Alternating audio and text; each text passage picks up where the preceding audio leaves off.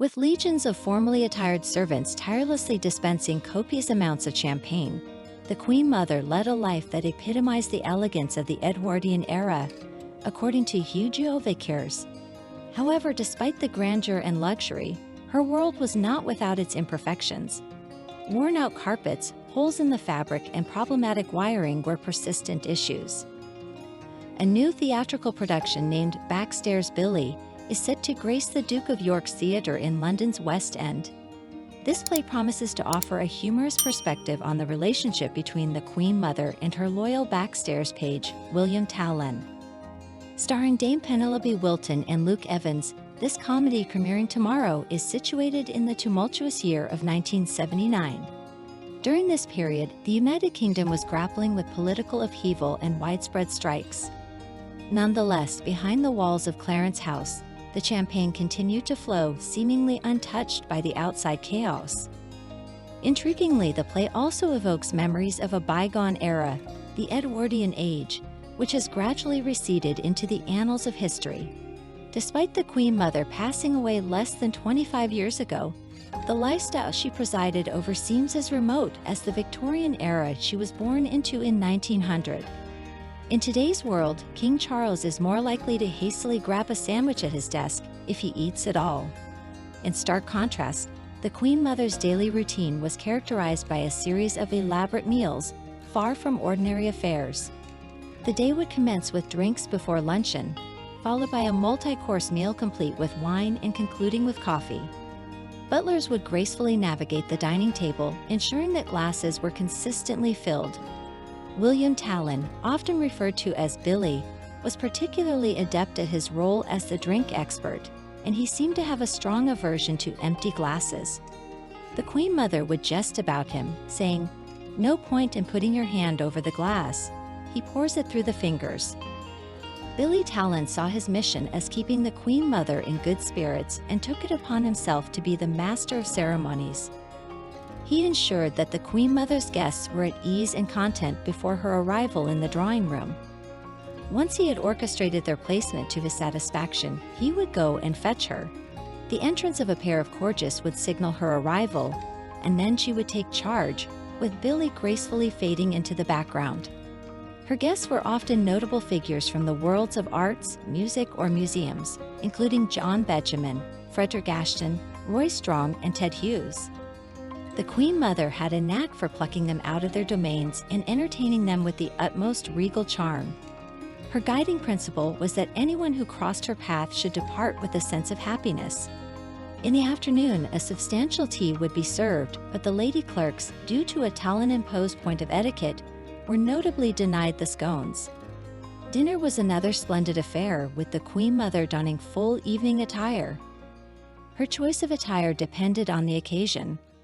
A luncheon outside warranted a hat, while a dinner party called for the adornment of diamond or pearl necklaces and an assortment of other jewels.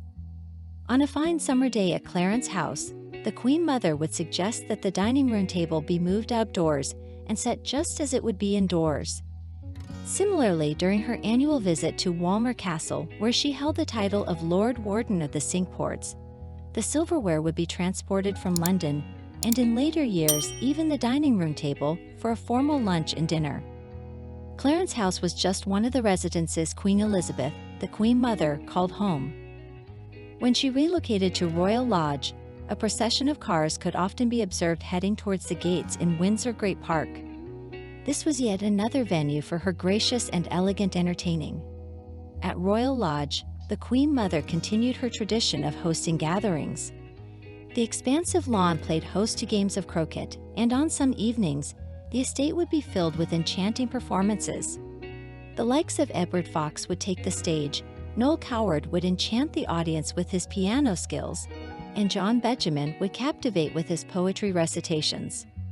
During the Royal Ascot Week, the Queen Mother's headquarters would shift to Windsor Castle.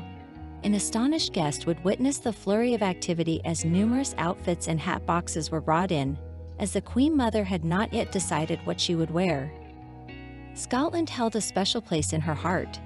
She had residences like Birkhall, where she could enjoy fishing on the Dee, and the Castle of May in Thurso, which she personally rescued in 1952. The castle of May stood proudly on the most northern coast of Scotland, with Orkney visible across a rugged sea.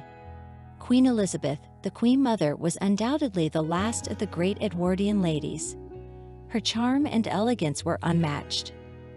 Despite her regal lifestyle, the Queen Mother was not as extravagant as some have portrayed her. She understood the public's appreciation for a touch of splendor and preferred to arrive in grand cars while wearing her finest attire. However, she was also known for her frugality. Worn-out carpets were not replaced, and even her decorator, Oliver Ford, once saw her delicately probing a hole in the fabric of her chair but declining to replace it. It wasn't until her passing that the wiring at Royal Lodge needed a complete overhaul. Her common response was, "I won't be here for long," but of course she defied her own words. The play will offer a glimpse into this rarefied world, where those who attend might come away with a vivid impression of Billy Talon as her close friend. Billy Talon had known her for half a century and was someone she relied upon. Yet, intriguingly, he never once sat down in her presence.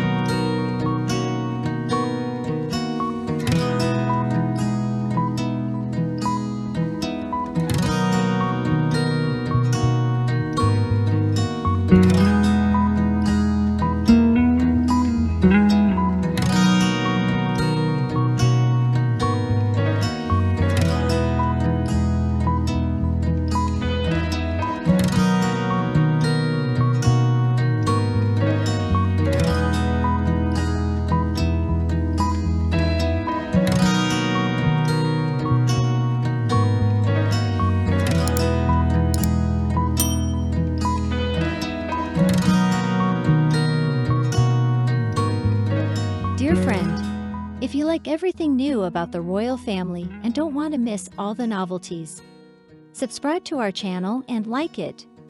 By doing so, you take part in our development. We work for you.